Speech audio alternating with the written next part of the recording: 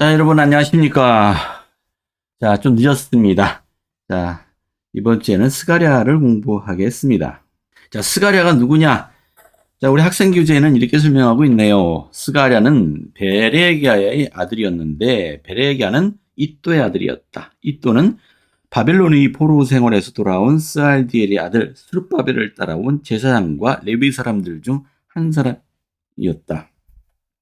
자, 이거 스가랴는 유대인들이 바벨론으로 끌려간 지 70년이 되었을 때 되돌아온 귀향 그룹에 아마 속해 있었던 것 같습니다. 자, 그는 제사장 집안이었고, 그래서 스가랴 본인도 제사장이었던 것으로 생각됩니다. 지난주에 공부했던 학계 기억나십니까? 학계는 이렇게 시작합니다. 다리오 왕 제2년 여섯째 달. 그러니까 다리오라고 하는 페르시아의 왕의 제2년째 해로 이 학계는 시작합니다. 우리 학계는 그 사마리아와 그 주변 민족들의 방해로 이제 좌절되고 있던 성전 건축을 재개하도록 영감을 준 선지자라고 말씀을 드렸었습니다. 그런데 이 스가랴도 같습니다. 스가랴 보세요. 역시 다리오 왕 제2년 같은 해네요. 이 스가랴와 그 학계는 동일시대 사람이고 역시 스가랴서의 내용도 성전 건축을 독려하는 내용이 주가 되고 있습니다. 자, 스가랴서를 공부해 보겠습니다. 스가랴서 전반부에는 총 7개의 시현이 담겨 있습니다. 하나씩 한번 살펴보겠습니다. 첫 번째 시현입니다. 1장 7절부터 17절까지입니다. 내가 밤에 보니 한 사람이 붉은 말을 타고 골짜기 속 화석류 나무 사이에 섰고, 이 화석류 나무가 뭔지 모르겠습니다. 아무튼 어떤 나무 사이에 섰습니다. 그 뒤에는 붉은 말, 자줏빛 말, 백마가 있기로. 다시요. 한 사람이 붉은 말을 타고 이 나무 사이에 서 있는데 그 뒤에 붉은 말 탄 사람, 자줏빛 말 탄 사람, 하얀 말을 탄 사람이 있다는 얘기예요. 내가 말하되 내 주여 이들이 무엇이니까 하니 내게 말하는 천사가 내게 이르되 이들이 무엇인지 내가 내게 보이리라 하니 화석류 나무 사이에 선자가 대답하여 이르되 이는 여호와께서 땅에 두루 다니라고 보내신 자들이니라. 그들이 화석류 사이에 선 여호와의 천사에게 말하되 우리가 땅에 두루 다녀보니 온 땅이 평안하고 조용하더이다 하더니, 그러니까 여호와의 사자 한 사람이 붉은 말을 타고 있습니다. 그리고 이 사람 뒤에 있는 세 사람, 붉은 말 탄 사람, 자줏빛 말이라고 되어 있는데 자줏빛 말이 아니고 영어로 보면 스페클드라고 되어 있네요. 그러니까 알록달록 점이 있는 말이라는 뜻이에요. 근데 우리는 어떻게 자줏빛 말이라고 했나요? 자, 그리고 백마, 하얀 마가, 요 세 말을 타고 있는 요 세 사람은 이 나무 사이에 서 있는 이 사람의 지시를 받는 사람들인 걸 알 수 있습니다. 이제 하나님의 천사라고 이해하면 좋겠습니다. 자, 이게 뒤에 서 있던 이 세 천사들이 땅을 두루 다니고 나서 돌아와서 이 붉은 단 사람, 화석류나무 사이에 서 있던 사람에게 우리가 두루 다녀보니 온 땅이 평안하고 조용하더이다 했다는 얘기예요. 자, 우리 학생 교재에 있는 설명 하나를 읽고 넘어갈까요? 시현의 계기는 돌아온 포로들의 참을 수 없는 마음이 커가는 데 있었다. 그들은 하나님의 존재에 대한 표적을 볼 수 없었고 그들의 노력과 어려움에 대한 하나님의 관심을 알 수 없었다. 학계는 조금 있으면 하나님이 모든 나라를 진동시킬 것이며 주의 전을 영광으로 충만하게 하실 것이라고 그들에게 화가 냈다. 그러나 시간이 지나도 여기에 대한 아무런 표적이 나타나지 않았다. 백성들은 하나님에 대한 믿음을 잃기 시작했다. 스가랴의 시언은 이렇게 가장 중요한 시기에 나타난 것이다. 그 나라 사람들에게 그것은 밝은 희망이었고 놀라운 신의 섭리를 드러내며 하나님의 백성을 위한 하나님의 사랑을 보여주는 것이었다. 지금 스가랴에게 7가지의 시언이 주어집니다. 근데 이 시언은 그동안 백성들의 간구에 대한 응답이라는 얘기예요.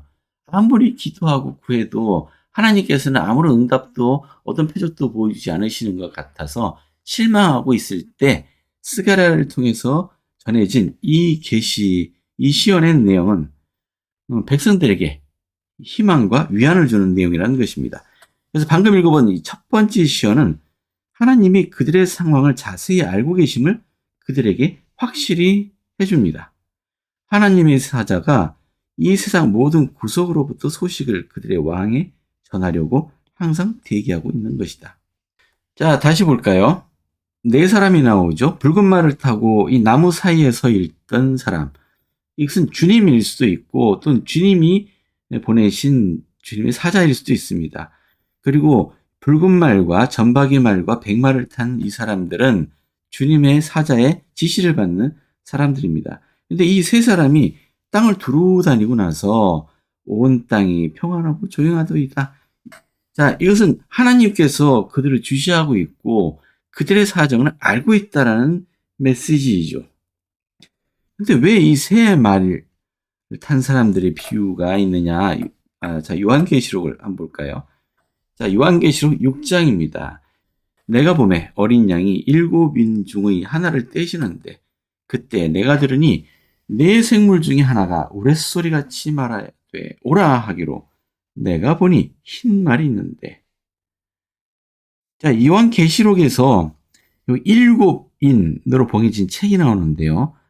이게 일곱 개가 있다는 얘기는 이 인 하나가 천년의 인간의 역사에 해당된다고 할 수 있죠. 자, 이 일곱 인 중 하나를 뗐습니다. 자, 아담과 이브의 타락 이래로 첫 번째 천년입니다. 이 천년을 해당하는 말이 흰 말이에요. 흰 말이 있는데 그 탄자가 활을 가졌고 면류관을 받고 나가서 이기고 또 이기더라. 흰 말은 승리를 상징합니다. 우리 흰 말을 탄 자는 에녹이라고 조세 스미스는 설명하고 있습니다. 내년에 신약을 공부할 때 요한계시록의 내용은 좀 더 자세하게 공부하겠습니다. 지금 중요한 것은 말들이 나왔다는 얘기죠. 자, 둘째 인을 떼실 때 두 번째 천년 이는 다른 붉은 말이 나오더라. 그 탄자가 허락을 받아 땅에서 화평을 제해버리고 서로 죽이게 하고 또 큰 칼을 받았더라. 이 붉은 말은 피, 즉 살육을 상징합니다. 인간들 사이에 있었던 큰 살육. 아마 이것은 노아의 홍수 이전에 있었던 인간들의 사악함을 상징한다고 보시면 되겠습니다.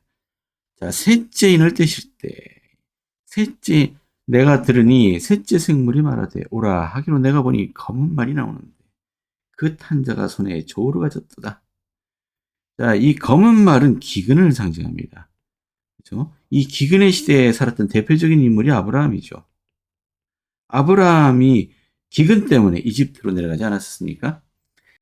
넷째 인을 떼실 때 넷째 생물의 음성을 들으니 말하되 보라 하기로 내가 보니 청황색 말이 나오더라. 이 청황색은 시신의 색깔을 의미한다고 합니다. 사람이 죽으면 시신이 되잖아요. 시신이 이제 이런 빛깔을 띈다고 해서 지금 우리가 공부하고 있는 구약 이의 내용이 모두 다 이 네 번째 천년에 해당되는 겁니다. 즉 전쟁, 침략, 그리고 많은 희생, 뭐 이런 것이죠. 특히 이스라엘과 유다는 멸망당하고 외세의 지배를 받고 또 많은 사람들이 죽습니다. 자, 검, 흉년, 사망, 땅의 짐승들이 죽더라라는 얘기. 자, 여기 요한계시록에 말의 비유를 썼죠. 스가랴서에 또 말의 비유가 나왔습니다. 여기 붉은 말, 붕굴 말은 피를 상징한다고 했죠. 자줏빛 말이라고 되어 있는데 여기 스페클 그죠? 얼룩말입니다. 점박이 말. 이것은 시체의 빛깔이에요. 백만은 승리를 상징합니다. 우리 학생 교재도 잠깐 볼까요? 자, 붉은색 말을 타고 있는 사람은 아마도 주님의 천사인 것 같다. 이 장면에서 골짜기 아래 서 있는 사람은 하나님의 백성의 보호자이다. 신의 섭리의 양상이 하늘의 사자의 색깔로 나타난다. 자, 붉은색은 전쟁과 유혈을 묘사한다. 흰색은 승리와 평화를 나타내며 자색, 즉 전박이 색이죠. 자색이라고 되어 있지만 영어로는 전박이입니다. 전쟁의 종말 이후 불안정한 시대의 혼돈의 여파를 나타낸다. 인간들에 의해서 자초한 인간들의 상태, 역사, 전쟁으로 인한 유혈 또는 승리 또는 사망 이런 것들을 상징하는 색깔로서 이 말의 색깔을 사용했다는 것입니다. 설명 하나 더 읽어볼까요? 하나님이 보낸 말 탄사자들은 이제 돌아가 지상은 더 이상 동요하거나 움직이지 않고 온 세상이 조용히 휴식하고 있다고 보고한다. 물론 우리는 이 이야기에서 말 탄 사자들이 지상의 상태에 관한 정보를 얻고 주님께 그것을 전해주는 단순하고 유일한 목적만을 위해 보내졌다고 추측해서는 안 된다. 왜냐하면 이 목적만으로 여러 색깔의 말에 탄 전체 군대를 내보내는 것은 불필요하고 의미 없는 일이기 때문이다. 그들의 사명은 민족의 혼란에 적극적으로 개입하여 말의 색깔로 표시된 방법대로 신성하게 결정된 결과로 이끌어가는 것이다. 즉 요한계시록 6장에 따라 홍마를 탄 자는 전쟁과 이유를, 자마를 탄 자는 기아와 역병과 재난을, 마지막으로 백마 탄 자는 승리와 세상을 정복하는 을 뜻하는 것이다. 자, 이게 케일과 델리츠 주에서라고 되어 있는데 이 두 사람은 19세기 초에 유명한 학자들입니다. 우리 후기 성도는 아니고요. 독일어로 이 주에서를, 구약 주에서를 저술했고 지금도 이 두 사람이 저술한 이 구약 주에서는 가장 권위 있는 주에서로 알려져 있습니다. 자, 12절부터 볼게요. 여호와의 천사가 대답하여 이르되 만군의 여호와여, 여호와께서 언제까지 예루살렘과 유다 성읍들을 불쌍히 여기지 아니하려 하시나이까? 이를 노하신 지 70년이 되었나이다. 이 70년은 두 가지, 그러니까 여러 가지 의미가 중첩되어 있다고 해요. 첫 번째, 우리 70년 하면 떠오르는 것은 유대인들이 바빌론으로 끌려갔다가 나중에 되돌아올 때까지 70년을 상징하기도 합니다. 그리고 또 하나의 이 70년의 의미는 이게 우리 교재에 이렇게 설명하고 있네요. 이중적 예언이라고 말하고 있고요.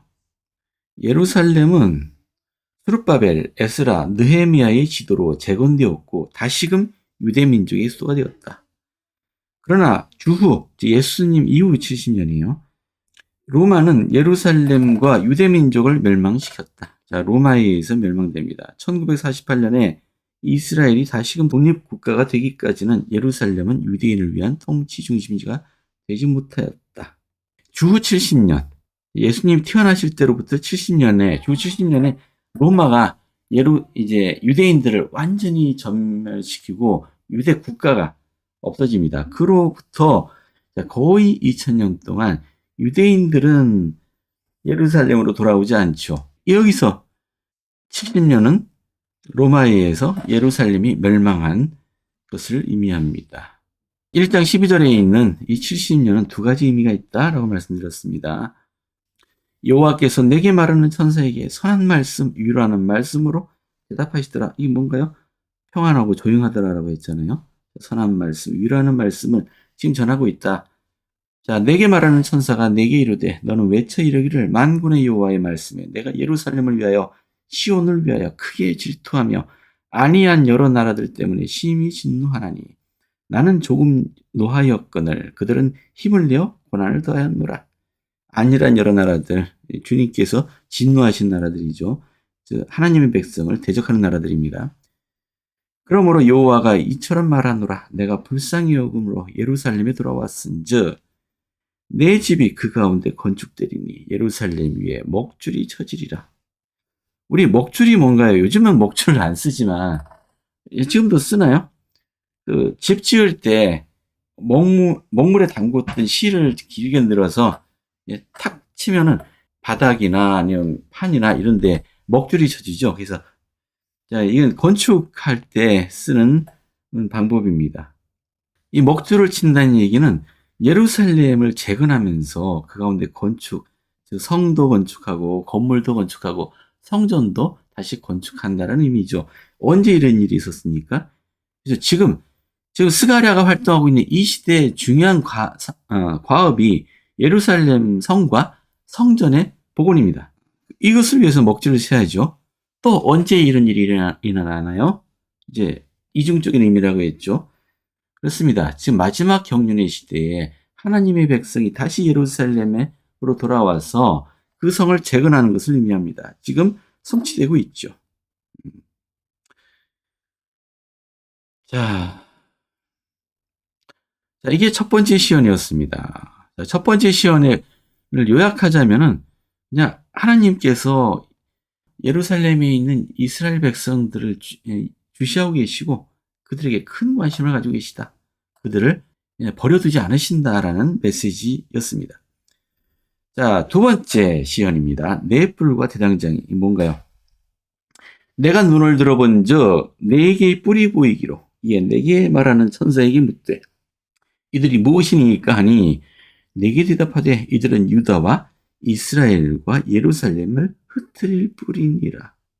그때 여호와께서 대장장이 4명을 내게 보이시기로 내가 말하되 그들이 무엇하러 왔나이까 하니 대답하여 이르시되 그 뿔들이 유다를 흩뜨려서 사람들이 능히 머리를 들지 못하게 하니 이 대장장이들이 와서 그것들을 두렵게 하고 이전에 뿔들을 들어 유다 땅을 흩트린 여러 나라의 뿔들을 떨어뜨리려 하느니라. 이 뿔 얘기가 여러 번 나왔죠. 뿔. 우리 성경에서 상징으로 쓰일 때 이 뿔은 항상 어떤 파워, 힘, 권력, 뭐 군사력도 좋고 파워를 상징합니다. 보세요. 이 스페인에 가면 투라는 경기가 있죠. 거기서 이 황소들이 어떻게 하는가 보세요. 그 뿔을 앞으로 내밀고 투사에게 돌진하여 공격해 오지 않습니까? 그래서 이 뿔은 이 황소가 가지고 있는 힘을 상징합니다. 또 파괴력을 보이고 있습니다. 자, 유다와 이스라엘과 예루살렘을 흩트린 뿔. 이 뿔은 뭘까요? 그렇죠. 아시리아, 바벨로니아, 그렇죠? 그리스, 로마, 뭐 이런 나라들을 의미합니다. 거기에 대해서 대장장이 4명은 뭘 상징하느냐? 이 대장장이 4명이 하는 일이 뭔가요? 이 흩트린 뿔들을 떨어뜨려야 한다. 이 대장장에 대한 설명을 한번 보겠습니다. 뿔은 힘의 상징이다. 아까 말씀드렸습니다.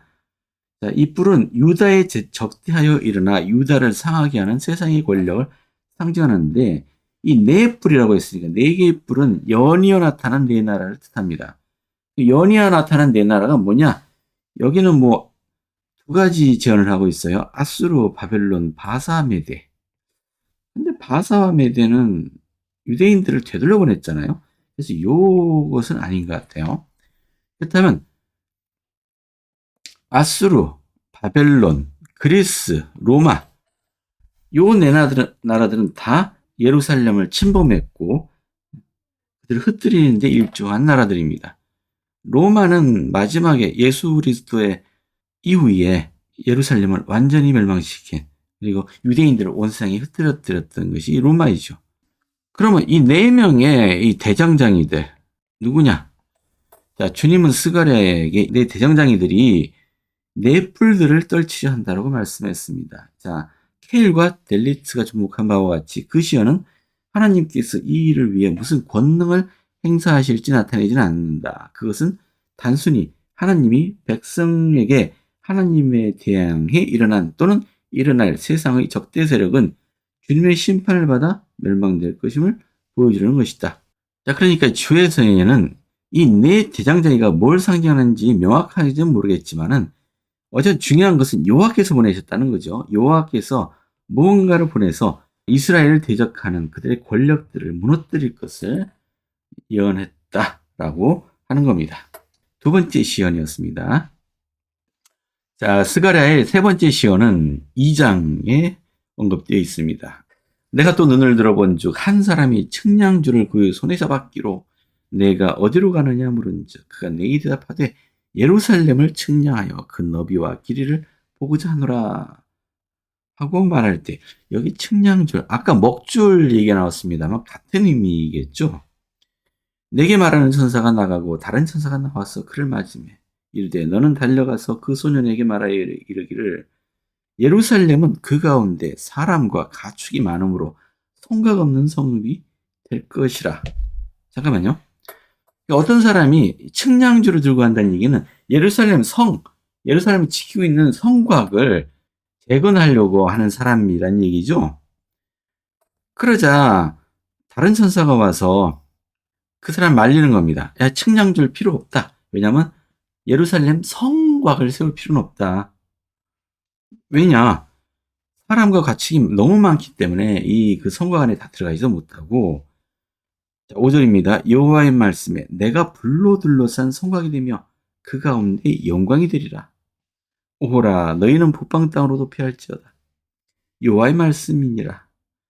자, 돌로 쌓은 성곽이 필요 없는 이유가 뭡니까? 여호와께서 불로 둘러싼 성곽이 되시겠다. 즉 여호와께서 직접 지키시기 때문에 너희가 돌로 성벽을 쌓아서 적들을 막을 필요가 없다. 그 성벽 없어도 내가 막아줄 것이기 때문이다. 라는 말씀이죠. 그리고 사람과 가축이 많다는 얘기는 이렇게 성곽이 없는 성읍이 번성하고 강대해져서 끝없이 밖으로 뻗어나갈 것이고, 그러니까 성벽을 세우면 밖으로 나가지 못하지 않습니까? 그러니까 사람과 가축이 많다. 끝없이 성장하고 강해져서 밖으로 뻗어나가는 예루살렘이 될 것이다. 라는 의미입니다. 북방 땅에서도 피할지어다. 북방 땅에서라고 했죠. 이 북방 땅이 어디입니까? 북쪽에 있는 땅, 즉 바벨론. 자, 우리 선지자께서는 종종 말씀하시죠. 우리 성도들에게 바벨론에서 떠나십시오. 그죠? 같은 말씀입니다. 즉 하나님의 백성들은 타락한 세상으로부터 떠나라. 여호와의 말씀이니라. 이는 내가 너희를 하늘 사방에 바람같이 흩어지게 하였음이니라. 여호와의 말씀이니라. 자, 바벨론 성에 거주하는 시온아, 이제 너는 피할지라. 시온은 하나님의 백성이죠. 바벨론 성은 사탄의 왕국입니다. 그러니까 우리 성도들에 대한 비유로서 적절하지 않습니까? 우리는 세상에 살고 있습니다. 하지만 세상에 속해서는 안 됩니다. 즉 피하라라는 얘기입니다.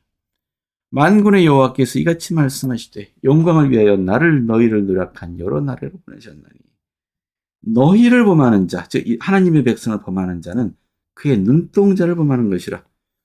이게 무슨 말인가? 눈동자를 공격받은 거 굉장히 무섭잖아요. 이렇게 설명하고 있네요. 눈동자, 글자의 뜻대로 동공, 즉 가장 조심스럽게 보존돼야 하는 곳을 말한다. 이것은 눈동자는 가장 값진 재산 또는 선을 나타내는 데 사용되는 상징이며 이러한 의미로 이스라엘 국가에 적용된다. 즉 눈동자를 범한다는 얘기는 이스라엘 백성들은 하나님의 눈동자라는 얘기예요. 지금으로 얘기하자면 우리 후기 성도들은 하나님의 눈동자입니다.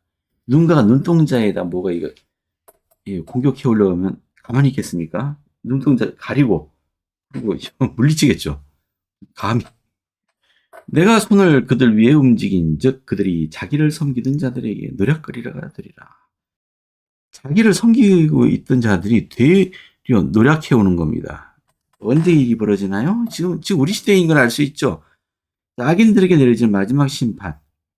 하나님의 백성들은 더욱더 강해질 것이고 이 적대하는 세력들은 결국은 하나님의 손길에 의해서 멸망당할 것입니다. 여호와의 말씀에 시온에 따라 노래하고 기뻐하라. 내가 와서 내 가운데 머물 것입니다. 주님이 직접 오셔서 우리 가운데 머물 때가 언제입니까? 복천년입니다. 그날에 많은 나라가 여호와께 속하여 내 백성이 될 것이고 그때는 이스라엘 혈통뿐만 아니고 많은 나라들이 이방인들이 다 하나님 예수 그리스도께 귀속하게 될 겁니다. 그를 주님으로서 받아들이게 될 겁니다. 나는 내 가운데 머물리라. 내가 만군의 여호와께서 나를 네게 보내신 줄 알리라. 여호와께서 장차 유다를 거룩한 땅에서 자기 소유를 삼으시고 다시 예루살렘을 택하리니 예루살렘, 새 예루살렘과 함께 옛 예루살렘은 복천년 시대의 중심지가 될 것입니다. 모든 육체가 여호와 앞에서 잠잠할 것은 여호와께서 그의 거룩한 조소에서 일어나심이니라 하더라. 자, 세 번째 시온은 예루살렘에 대한 이야기였네요. 결국은 예루살렘에 성벽을 쌓으려고 측량줄을 가지고 가고 있는 사람에게 그럴 필요 없다. 왜냐하면 이제 예루살렘은 성곽 없는 성읍이 될 것이기 때문이다. 우리 학생 교재 잠깐 읽어볼까요? 예루살렘은 미래에 성곽이 없는 도시와 철락으로 뒤덮인 공개된 나라와 같이 될 것이다. 더 이상 성곽으로 둘러싸인 도시가 되지 않고 그러므로 그것은 엄청나게 커지게 될 것이며 수많은 사람과 가축들로 인하여 그것은 축복받을 것이다. 그때 예루살렘은 그를 둘러싼 성벽이 없을 것인데 더 우월한 보호를 받을 것이기 때문이다. 이건 아마 복천년 때라고 보시는 게 맞겠습니다. 여호와께서 예루살렘에 에워싼 불의 벽이 될 것인즉 불의 방어는 감히 그것을 공격하는 모든 사람을 소멸케 할 것이라 하였다. 자, 네 번째 시온은 3장에 언급이 되어 있습니다. 한번 읽어볼까요? 대제사장 여호수아는 참 이걸 보기 전에 한 가지 이해하셔야 됩니다. 돌아온 유대인들에게는 두 지도자가 있었어요. 한 사람은 여호수아이고요. 한 사람은 스룹바벨입니다. 자, 여호수아는 당시 대제사장이에요. 즉 말하자면은 교회 회장입니다. 이건 종교 지도자예요. 종교 지도자. 스룹바벨은 총독입니다. 이 총독이라는 얘기는 페르시아 왕에 의해서 임명받은 왕을 대신해서 이 땅을 다스리는 사람이란 얘기죠. 유대인으로서 그는 총독이 되었습니다. 이는 정치 지도자입니다. 자, 우리가 성전에서 의식을 받을 때 왕과 대제사장 또는 여왕과 여제사장이라고 하죠. 이 두 직책은 기름 부음 받는 직책입니다. 이 두 사람, 여호수아와 스룹바벨 두 사람의 이름을 기억해 두세요. 자, 네 번째 시연입니다. 대제사장 여호수아는 여호와의 천사 앞에 섰고 사탄은 그의 오른쪽에 서서 그를 대적하는 것을 여호와께서 내게 보이시니라. 사탄이 여호수아에게 대적하고 있잖아요. 그래서 이 여호수아는 당시의 대제사장인 여호수아를 의미하는 게 맞습니다. 그런데 사탄이 그를 대적하고 있다라는 게 있고 이 뒤에 나오는 의미를 볼 때 이 여호수아는 예수 그리스도를 상징하기도 합니다. 실제로 이 여호수아라는 이름은 이제 후에 예수님 시대의 언어로 하면은 예수가 됩니다. 즉 예수와 여호수아는 같은 이름이에요. 이 당시 대제사장이 여호수아였다라는 것은 예수 그리스도에 대한 예표로서 사용되고 있습니다. 여기서 말하는 여호수아는 당시의 실제 대제사장인 여호수아이지만은 이때 여호수아는 예수 그리스도를 상징하고 있다는 얘기입니다. 이제 여호와께서 사탄에게 이르시되 사탄아 여호와께서 너를 책망하노라. 예루살렘을 택한 여호와께서 너를 책망하노라. 이는 불에서 꺼낸 거슬린 나무가 아니냐. 학생교재를 보면은 이건 아마 경구적인 표현, 유대인들만 아는 경구적인 표현인 것 같다는 얘기예요. 한 국가로서 이스라엘은 바빌론의 풀무에서 구출되어 열국을 비추는 횃불이 되었다. 이 거슬린 나무란 얘기는 숫이란 얘기잖아요. 그러니까 불에서 꺼낸 거슬린 나무, 바빌론이라고 하는 역경을 이겨낸 이스라엘 백성들, 연단된 백성이라는 의미와 같다라고 해석을 하고 있습니다. 자, 여호수아가 더러운 옷을 입고 천사 앞에 서 있는지라. 여호수아가 왜 더러운 옷을 입고 있을까요? 자, 더러운 옷입니다. 한번 상상을 좀 해보죠. 만약에 여러분이 어떤 일을 하느라 옷이 더러워질 만큼 하루 종일 열심히 일을 했습니다.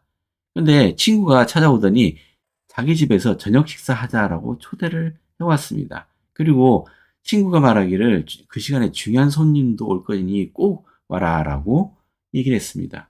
그런데 여러분들이 이 더러움이 묻은 것을 씻지도 않고 또 옷도 갈아입지 않고 그대로 이 상태 그대로 그 저녁 식사 장소에 도착하면 어떨까요? 어떤 기분이 들겠습니까? 자, 이 더러워진 옷은 예수 그리스도의 속죄의 필요성을 우리에게 설명할 때 종종 쓰는 비유이긴 합니다. 우리가 육체적으로 더러우면은 중요한 손님과 함께 저녁 식사하는 것이 불편하게 느껴지듯이 영적으로 더러우면 주님 면전에서 불편함을 느끼게 될 겁니다. 자, 그러면 어떻게 하면 우리가 깨끗해질 수 있을까라는 부분이에요. 자, 4절부터 보겠습니다. 여호와께서 자기 앞에 선 자들에게 명령하사 그 더러운 옷을 벗기라 하시고 또 여호수아에게 이르시되 내가 네 죄악을 제거하여 버렸으니 내게 아름다운 옷을 입히리라. 우리 스스로 깨끗해질 수 없는 겁니다. 그죠? 주님께서 입혀주시는 겁니다. 내가 말하되 정결한 관을 그 머리에 씌우소서 하며 곧 정결한 관을 그 머리에 씌우며 옷을 입히고 여호와의 천사는 곁에 섰더라. 이 관은 어떤 직책에 임명되었을 때 쓰는 것이죠. 이 더러운 옷이 무엇을 상징하는가? 학생교재는 이렇게 설명하고 있습니다. 여기 더러운 옷이라는 것은 개인적인 범법에 대한 얘기는 아니래요. 지금 여기 스가랴가 말하고 있는 것은 개인적인 범법 때문에 또는 사적인 것이 아니고 대제사장으로서의 공식적인 자격. 아까 누구 옷이 더럽다고 했나요? 대제사장 여호수아의 옷이 더럽다고 했죠. 이건 주 앞에 선 백성이 죄를 진 사람이 아니고 그 자신과 그 백성의 죄를 괴로워하는 사람으로서 여호수아를 의미하는 겁니다. 자, 백성들의 죄를 괴로워하는 사람으로서 여호수아. 더러운 옷은 죄를 나타낸다는 얘기입니다. 근데 누가 이 더러운 옷을 벗기고 깨끗한 옷을 입혔습니까? 여호와께서, 그죠? 여호와의 지시에 따라. 대제사장 여호수아야, 너와 내 앞에 앉은 내 동료들은 내 말을 들을 것이니라. 이들은 예표의 사람들이라. 내 종 싹을 나게 하려는 것이라. 이 싹이 영어로 보면 브랜치라고 되어 있어요. 이사야서, 그죠? 기억나시죠? 이사야서 11장 1절입니다. 이새의 줄기에서 한 싹이 나며 그 뿌리에서 한 가지가 나서 결실할 것이라. 여기 한 싹은, 이것은 예수 그리스도를 상징합니다. 이 여호수아와 그 동료들을, 항상 선지자들의 삶은 예수 그리스도의 예표가 됩니다. 여기 직접적으로 말하고 있네요. 이들은 예표의 사람들이라. 뭘 예표한다고요? 내 종 싹, 예수 그리스도를 예표가 되는 사람들입니다. 만군의 여호와가 말하노라. 내가 너 여호수아 앞에 세운 돌을 보라. 한 돌에 7눈이 있느니라. 이 해석은 어렵지 않습니다. 세운 돌, 여호와 앞에 세운 돌. 성전을 세울 때 가장 기초가 되는 모퉁이 돌이 있죠. 그럼 이 세운 돌은 뭘 상징하겠습니까? 이것도 예수 그리스도를 상징합니다. 이 돌에 7눈이 있다. 7개의 7이라는 숫자는 이제 하나님의 숫자라고 알려져 있죠. 이 눈은 그 지식, 지성, 그렇죠? 이런 것을 상징합니다. 그리고 이 세운 돌의 역할은 이 땅의 죄악을 하루에 제거하는 겁니다. 그리고 여기 포도나무와 무화과나무는 이제 하나님의 은혜, 예수 그리스도의 속죄로 인한 은혜를 상징하죠. 자, 이 포도나무, 무화과나무 열매를 따서 즐기지 않습니까? 하나님이 보시는 만찬에 또 사용되는 열매를 맺는 나무들입니다. 네 번째, 자, 여호수아, 예수 그리스도를 상징하는 이야기였습니다. 다섯 번째 시연입니다. 순금 등잔대와 두 감람나무라고 되어 있네요. 내게 말하던 천사가 다시 와서 나를 깨우니 마치 자는 사람이 잠에서 깨어난 것 같더라. 그가 내게 묻되 내가 무엇을 보느냐? 내가 대답하되 내가 보니 순금 등잔대가 있는데 그 위에는 기름 그릇이 있고요. 등잔대에 기름 그릇이 있고 또 그 기름 그릇 위에 7 등잔이 있으며 그 기름 그릇 위에 있는 등잔을 위에서 7 관이 있고 그 등잔대 곁에 두 감람나무가 있는데 하나는 그 기름 그릇 오른쪽에 있고 하나는 그 왼쪽에 있나이다 하고, 이 상징들이 뭘 의미하는지 이해하시겠습니까? 자, 요 그림 보세요. 자, 이건 유명한 등잔이죠. 7 등잔이 있는 등잔대입니다. 지금도 유대인들 집에 가면은 이렇게 생긴 등잔대가 하나씩 있죠. 자, 이것은 돌아온 유대인들을 의미합니다. 그리고 이 금잔대 양쪽에 있는 이 두 감람나무는 여호수아와 스룹바벨, 즉 이 유대인들의 두 지도자를 의미합니다. 여호수아와 스룹바벨은 구주의 상징으로도 볼 수 있습니다. 하나님으로부터 교회와 국가에 축복을 갖다주는 성령이 충만한 사람들로서 그들은 제사장이며 왕으로서의 구주를 상징하는 것입니다. 여호수아는 대제사장, 즉 종교 지도자이고, 그 스룹바벨은 아주 왕을 대신하는 거지 않습니까? 즉 왕과 같습니다. 여호와께서 스룹바벨에게 하신 말씀이 이러하니라. 만군의 여호와께서 말씀하시되 이는 힘으로 되지 아니하며 능력으로 되지 아니하고 오직 나의 영으로 되느니라. 큰 산아, 내가 무엇이냐? 내가 스룹바벨 앞에서 평지가 되리라. 큰 산도 이 스룹바벨 앞에서는 평지가 됩니다. 스룹바벨이 무슨 힘이 있어서 산을 평지로 만드나요? 네, 하나님의 영으로 되는 일입니다. 그가 머릿돌을 내놓을 때 무리가 외치기를 은총이 그에게 있을지어다 하리라. 여호와의 말씀이 또 내게 임하여 이르시되 스룹바벨의 손이 이 성전의 기초를 놓았은즉 그의 손이 또한 그 일을 마치리라. 그래서 자, 솔로몬 성전 이후에 다시 재건된 성전을 그래서 스룹바벨 성전이라고 부릅니다. 사람들이 스룹바벨의 손에 다림줄이 있음을 보고 기뻐하리라. 이 7은 온 세상에 두루다니는 여호와의 눈이니라. 다림줄은요, 이게 다림줄입니다. 그죠? 줄을 매달아 내리면은 이 줄이 수직으로 곧바로, 그죠? 좌우로 치우치지 않고 곧바로 벽을 세울 때나 할 때 이 다림줄을 써서 세우죠. 이 다림줄은 성전을 지을 때 성전을 곧게 세우는 용도로 쓰던 다림줄, 스룹바벨이 성전을 재건하는 것을 의미합니다. 내가 그에게 물어 이르되 등잔대 좌우에 두 가난나무는 무슨 뜻이니까 하고 다시 그에게 물어 이르되 금기름을 흘리는 두 금관 옆에 있는 두 가는 나무까지는 무슨 뜻입니까? 하니 주님이 대답하시기를 기름 부음 받은 자 둘이니라. 그렇죠? 여호수아와 스룹바벨에 대한 이야기였습니다. 이 다섯 번째 시연은 결국은 이 돌아온 유대인들이 여호수아, 대제사장인 여호수아와 정치 지도자인 스룹바벨의 지도력에 의해서 안정되고 이제 번성하게 될 것임을 보여줍니다.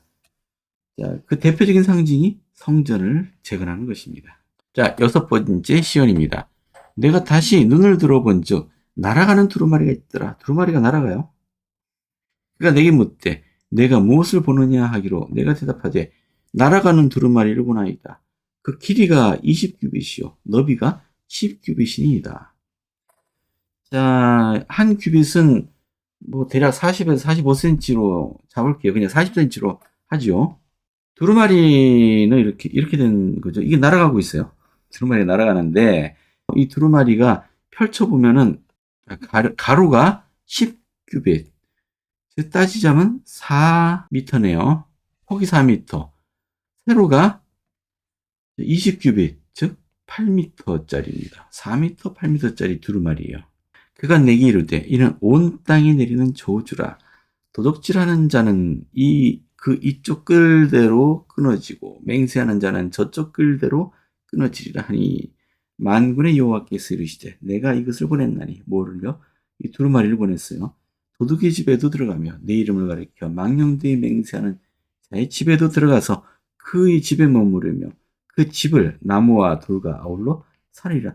도둑의 집에 들어가서 사르는 두루마리예요. 이 두루마리는 정의로운 두루마리네요. 도둑편이 아니네요.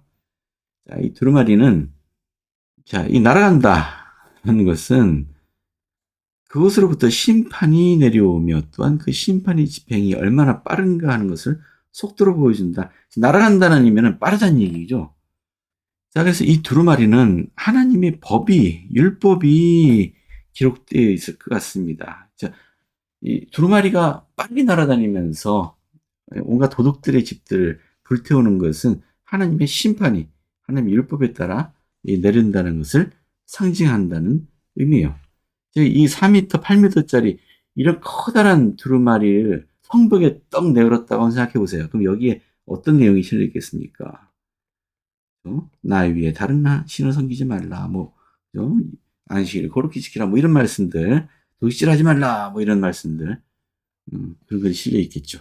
이 여섯 번째 시연은 하나님의 율법에 따라 그 땅에 있는 그 사악한 자들에게 심판이 내려질 것임을 상징적으로 보여주는 사건입니다. 지금 이 스가랴가 보고 있는 이 시연들이 왜 주어졌는지 다시 한번 생각해 보세요. 왜 이렇게 별 관련 없는 시연들이 쭉 나열되어 있나 싶으시겠지만 그게 아니고 이 귀한한 유대인들이 계속 하나님께 간구하고 여쭙고 청하고 해도 왜 응답이 없느냐. 그러면서 이제 점점 신앙을 잃어가는 유대인들이 많았다고 하죠. 지금 스가랴가 보여주고 있는 스가랴를 통해서 보여준 이 시연들은 그동안 유대인들이 기도로 간구했던 것에 대한 해답들입니다. 그러니까 서로 관련이 없이 없는 7개의 시연인 것처럼 보이지만 사실은 그렇지 않습니다. 당시 유대인들에게 꼭 필요한 메시지를 담고 있습니다. 자, 이제 마지막 7번째 시연입니다. 에바 속의 여인이라고요. 이것도 재밌으니까 한번 읽어볼까요? 내게 말하던 천사가 나와서 내게 이르되 너는 눈을 들어 나오는 이것이 무엇인가 보라 하기로 내가 묻되 이것이 무엇이니까 하니 그가 이르되 나오는 이것이 에바이니라 하시고 또 이르러 에바가 뭐냐면요 요겁니다. 그릇이에요. 에바라는 거는 유대인들이 사용하는 용기들 또 그릇들 중에 가장 부피가 큰 가장 많은 물건들이 들어가는 수납용 용기라고 보시면 되겠습니다. 사람도 넣거니 들어가는 종류인 것 같아요. 그런데 실적입니다. 이 에바 가운데 한 여인이 앉았어요. 그때 둥근 납 한 조각이 들려왔습니다. 납. 그가 이르되 이는 악이라고 했어요. 이 여인을 악이라고 했습니다. 그 여인을 에바 속에 던져놓고 이 납 조각이라 되어 있는데 납 덩어리라고. 납은 굉장히 무겁습니다. 이 무른 금속이지만 무거워요. 이걸 에바 아기 위에 던져뒀더라. 그러니까 지금 여자를 이 에바 속에 놓고 위에 무거운 납으로 눌러서 덮어서 놨단 얘기예요. 그러면 여자가 무거우니까 밀고 나오지 못하죠. 뚜껑을 열지 못합니다. 내가 또 눈을 들어본 즉 두 여인이 나오는데 학의 날개 같은 날개가 있고 그 날개가 바람이 있더라. 그들이 그 에바를 천지 사이에 들었기로 내가 내게 말하는 천사에게 묻되 그들이 에바를 어디로 옮겨가나이까.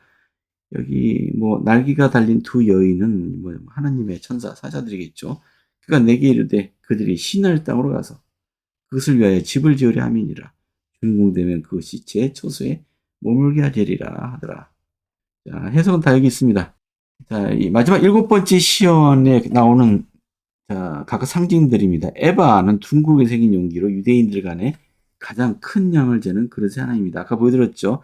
한 조각의 납, 한 달란트의 납. 달란트는 가장 큰 무게 단위이다. 한 달란트의 납이란 대단히 무거운 물건을 말한다. 여인은 이스라엘과 그의 죄를 상징합니다. 신할은 바벨론 또는 세상을 상징합니다. 그러니까 이 스가랴 시온 중에 에바 속에 던져진 여인이 납으로 된 덮개를 덮어 바벨론으로 옮겨가는 것을 보았습니다. 바벨론은 악이 속한 곳이죠.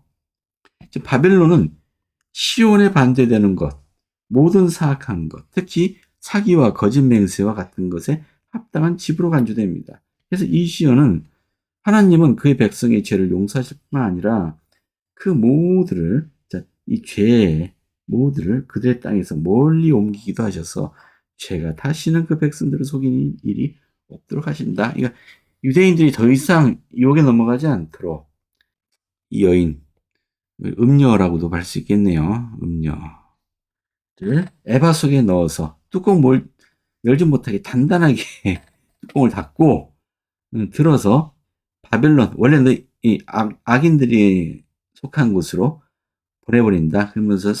그러면 성도들 사이에는 이런 악이 없으므로 성도들은 보호받겠죠. 유혹받지 않을 겁니다. 하나님께서 이렇게 하시리라는 겁니다. 이것도 역시 복천년이 되기 전에 악인들을 성도들로부터 분리하는, 성도들을 보호하시는 하나님을 보여주고 있다고 생각되네요. 그런데요, 사실 8번째 시연도 있네요. 제가 7개의 시연이라고 했는데 8번째 시연이 있습니다. 근데 8번째 시연은 그 앞에 나왔던 시연과 유사한 점이 있어서 아마 따로 분류는 하지 않은 것 같습니다. 자, 우리 제6장 볼까요? 내가 또 눈을 들어본 내 병거가, 내 병거, 이 병거는 마차, 전차입니다. 말이 끄는 전차. 병거가 두 산 사이에서 나오는데 그 산은 구리, 여기 놋 또는 황동, 그냥 구리가 아니고 놋으로 되어 있는 산이다. 첫 번째 병거, 첫 번째 마차는 붉은 말들이, 두 번째 마차는 검은 말들이, 세 번째 마차는 흰 말들이, 네 번째 전차는 아롱지고 건장한 말, 전박이 말이라고 했잖아요. 내가 내게 말하는 천사에게 물어 이르되 내 주여 이것들이 무엇이니까 하니 천사가 대답하여 이르되 이는 하늘의 내 바람인데 온 세상이 주 앞에 서 있다가 나가는 것이라. 검은 말은 북쪽 땅으로, 흰 말은 그 뒤를 따르고, 아롱진 말은 남쪽 땅으로 나가고, 건장한 말은 나가서 땅에 두루 다니고자 하니 그가 이르되 너희는 여기서 나가서 땅에 두루 다니라 하매 곧 땅에 두루 다니더라. 그가 내게 외쳐 말하여 이르되 북쪽으로 나아간 자들이 북쪽에서 내 영을 쉬게 하였느니라 하더라. 자, 요걸 이해하기 위해서는 아까 이 말들의 색깔은 아까 설명했었습니다. 요한계시록 7장을 보시면 참고가 됩니다. 자, 요한계시록 7장 1절입니다. 이 일 후에 내가 내 천사가 땅 네모티행이에 선 것을 보니 땅의 사방에 바람을 붙잡아 바람으로 하여금 땅이나 바다에나 각종 나무에 불지 못하게 하더라.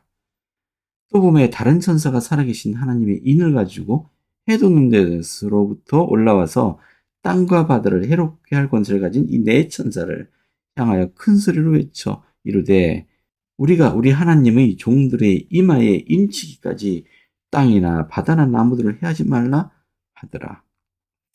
여기 네 천사는 세상에 심판을 내려올 천사들이라고 주님이 설명하셨습니다. 여기 바람, 아까 나왔죠? 내 바람, 그죠? 내 병거, 내 말, 여기 내 천사, 바람을 붙들고 있는 내 천사. 그들이 땅 내 모퉁이에 섰습니다. 여기 내 병거, 내 마차는 세상의 심판을 의미합니다. 근데 이 심판이 아직은 지연되고 있었어요. 왜 지연되고 있었습니까? 한 천사가 하나님의 인을 가지고 해도는 데서 올라와서 내 천사에게 잠깐 기다려라. 해하지 마라. 아직은 해하지 마라. 언제까지요? 우리 하나님의 종들의 이마에 인치기까지 해하지 마라. 라고 잠깐 멈춰라. 라고 얘기했다는 거예요. 우리 선지자의 해석에 따르면 이 하나님의 일을 가지고 해돋는 데서 올라오는 천사는 모로나의 천사입니다. 그리고 하나님의 종들의 이마에 인친다는 얘기는 하나님의 성도들을 구분한다는 얘기죠. 자, 그러니까 하나님의 성도들이 구분될 때까지 세상에 아직 심판을 내리지 마라. 하나님의 종들의 이마에 인치는 이 일이 끝나면 세상에 심판이 퍼부어지게 됩니다. 그래서 86편에 비슷한 설명이 있는데요. 86편에는 이 네 천사의 이야기와 밀과 가라지 비유를 연계해서 이야기하고 있습니다. 한번 읽어볼게요. 규례하세요. 86편의 4절부터입니다. 그러나 보라, 마지막 날에 곧 지금 바야흐로 주가 말씀을 보내기 시작하고 있고 잎이 돋아나고 있으며 아직 부드러운데 보라, 진실로 내가 너희에게 이르노니 준비를 마치고 밭을 추수하도록 보내주실 것을 기다리고 있는, 이 추수한다는 얘기는 밀과 가라지 비유에 나오지 않습니까? 밀은 추수하고 가라지는 밭과 함께 태우지 않습니까? 천사들은 밤낮으로 죽게 부르짖고 있어요. 이 네 천사가 세상을 심판하도록 해달라고 밤낮 죽게 부르짖고 있습니다. 그러나 주께서 그들에게 이르되 잎이 아직 부드러울 때에는 가라지를 뽑지 말라. 너희가 밀도 또한 상하게 할까 하노라. 세상의 심판을 그때 내리면 아직 하나님의 성도들, 아주 연약한 성도들도 해를 입는다는 얘기죠. 그러므로 추수할 때가 완전히 무르기까지 밀과 가라지가 함께 자라게 하라. 그리고 나서 너희는 먼저 가라지 가운데서 밀을 모아내고 밀을 모은 후에 가라지는 다발로 묶이며 밭은 장차 불사람을 잊게 되리라. 자, 이건 우리 시대의 얘기입니다. 지금 땅 내 귀퉁이에 세상의 재앙을 가져오는 천사들이 서 있습니다. 자, 이 천사들에 대해서 선지자 조셉 스미스는 이 네 바람을 네 종으로 고쳤고요. 이제 하나님의 종들이라고 고쳤고요. 이 종들이 나오는 두 산은 하나님의 나라들을 심판하실 두 장소라고 합니다. 두 산. 두 산이라는 얘기는 시온산과 예루살렘산이겠죠. 네 사람의 종은 각각 다른 색깔의 말이 이끄는 마차를 타고 세상에 나갑니다. 자, 여기서 흑마는 죽음과 애도를 표현합니다. 자, 윌포드 우드로 회장님께서 하신 말씀이에요. 아까 여기 읽었던 교례사 86편이 주어진 지 61년이 지난 후에 당시 교회 회장이던 윌포드 우드로 회장님은 이렇게 말했습니다. 주님께서 멸망의 천사를 내보내시고 그들이 세상에 내려와 가라지를 밀에서 골라내 태워버릴 준비를 하는 그 일이 곧 일어날 것입니다. 라고 선언했어요. 하나님은 멸하는 천사들을 그들이 밀을 가라지와 함께 거둬들이지 않게 하도록 오랫동안 붙들어 주었습니다. 그러나 이제 제가 여러분께 말씀드리는데 그 천사들은 하늘의 문을 떠나 이제 이 백성 이 나라 위에 섰습니다. 그리고 심판이 내리기를 기다리면서 이 땅 위에 떠들고 있습니다. 그리고 바로 이날로부터 심판은 내려질 것입니다. 재난과 고통이 이 땅 위에 증가하고 있습니다. 이러한 것에는 의미가 있습니다. 이것을 상기하십시오. 이러한 사실들을 깊이 생각해 보십시오. 여러분들이 여러분의 의무를 다하고 제가 제 의무를 다한다면 여러분은 보호받을 것입니다. 그리고 평화와 안전 속에서 이 고난을 통과할 것입니다. 자, 우드로 회장님은 이미 이 네 천사가 땅 내 귀퉁이로부터 이제 풀려나서 세상에 조금씩 심판을 내리고 있다는 얘기입니다. 자, 조셉 필딩 스미스 회장님께서 하신 말씀이세요. 이제 저는 우드로 회장님이 말씀하신 것에 대해 그리고 이 비유에 대해 약간 설명하고자 합니다. 주님께서는 추수가 끝난 다음에 이 천사들을 내보내실 것이라고 말씀하셨습니다. 그리고 추수는 세상의 끝입니다. 이제 그것은 우리에게 대단히 심각한 생각을 불러일으키지 않을 수 없습니다.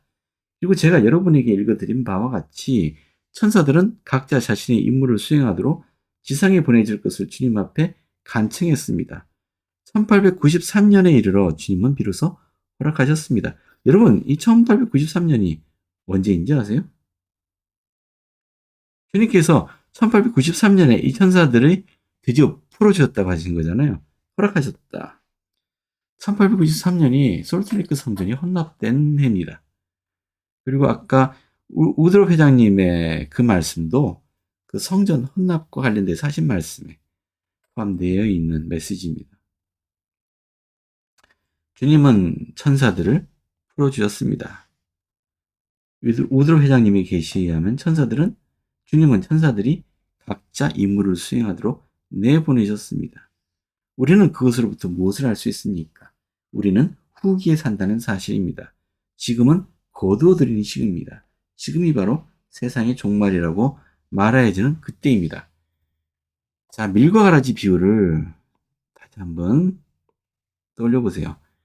밀과 이 가라지가 같이 자라고 있습니다. 가라지가. 지금은 추수의 시기입니다. 추수의 시기 뭘 하겠습니까?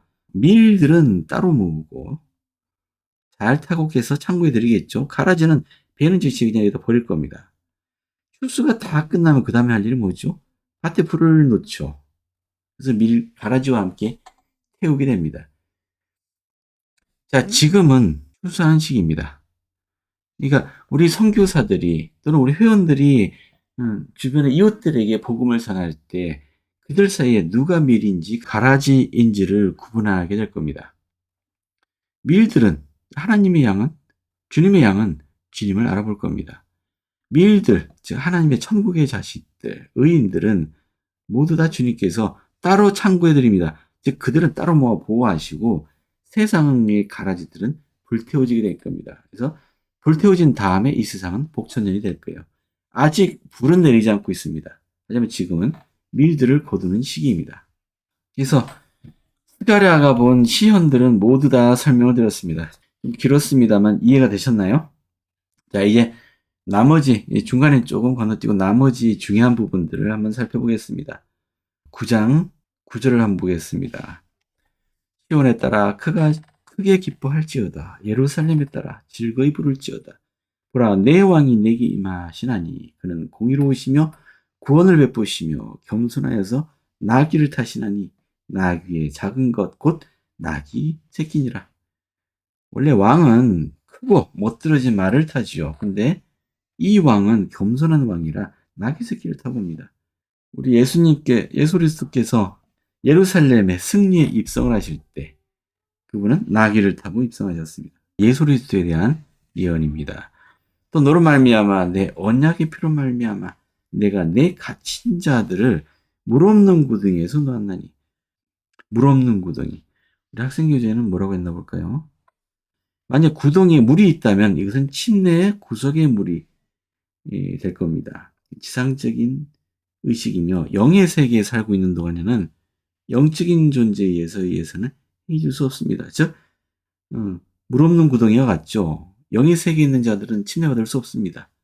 그래서 갇힌 자들, 즉 영옥에 갇힌 자들, 영의 세계에 갇혀 있는 자들이 물 없는 구덩이, 즉 침례를 받지 못하는 상태에서 노예난다. 예수 그리스도께서 이들에게 구원을 선포하셨죠. 영옥에 갇힌 자들에게. 그 이야기입니다. 자, 10장입니다. 10장 3절에 내가 목자들에게 노를 바라며 내가 숫 염소들을 벌하리라. 목자와 숫 염소요. 목자의 임무는 뭐죠? 그렇죠. 양들을 돌보고 먹이고 보호하는 게 목자의 임무죠. 숫 염소는요. 양들은 이 염소가 있으면 그 염소 주위에 몰려듭니다. 양들을 모으는 구심점이 돼요. 이것도 역시 지도자라고 할 수 있어요. 근데 목자와 지도자들이 다 주님께 징계받는다는 얘기예요. 이 거짓 목자와 제 역할 못하는 염소들을 보라 하시면은 이 양들을 어떻게 할까요? 참된 목자가 와야죠. 참된 목자가 누굽니까? 여호와 예수 그리스도이십니다. 모퉁이 돌, 말뚝, 싸우는 활 모두 다 예수 그리스도에 대한 비유가 되겠습니다. 내가 그들을 향하여 휘바람을 불며, 휘바람, 목자가 양들을 모을 때 휘바람을 불죠. 휘바람을 불어 그들을 모을 것은 내가 그들을 구속하였습니다. 그들이 전에 번성하였던 것 같이 번성하리라. 다시 옛날의 영광을 되찾을 겁니다. 언제요? 나중에 그 자녀들이 돌아올 때 그들이 번성하게 될 겁니다. 자, 다음. 그들이 은 30개를 달아서 내 품삯을 삼았다. 자, 이 이야기는 당연히 가룟 유다 이야기죠. 예수님을 제사장들에게 팔아버렸죠. 그때 유다가 받은 돈이 은 30개고요. 호세아서 공부할 때도 나왔지만 은 30개는 아주 옛날부터 노예 한 명에 대한 가격입니다.